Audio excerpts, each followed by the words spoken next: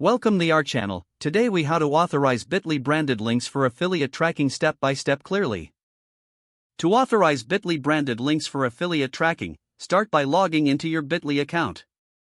Navigate to the settings by clicking on your profile icon in the top right corner. From the drop-down menu, select Settings. In the Settings menu, find and click on the Branded Links option. If you haven't added your domain yet, click on the Add Domain button. Enter your desired branded domain and follow the verification process. Once the domain is verified, go back to the Branded Links section. Here, you will see the option to configure your domain settings.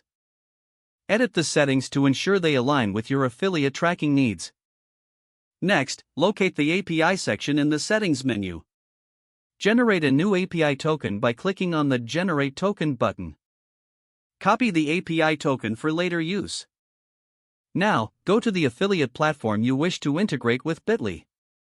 In the affiliate platform, access the section where you can add tracking links.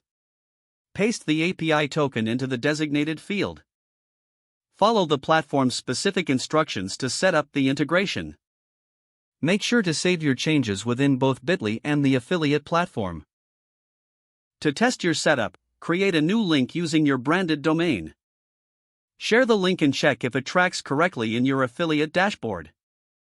If you encounter any issues, revisit the settings to ensure everything is configured properly. Your Bitly branded links should now be ready for affiliate tracking. If the page does not load, refresh the browser or try again in a private or incognito window. Make sure you are using the correct email address, then retype it carefully to avoid small typos. If your password is not accepted, use the reset option and create a new strong password you can remember. Check your spam folder for verification or security emails, then complete any requested confirmation steps. Enable two-factor authentication if available to improve account security and reduce unauthorized access risk.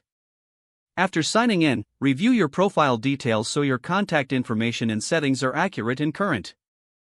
If you see an error message, note it down and try again after restarting your device and internet connection.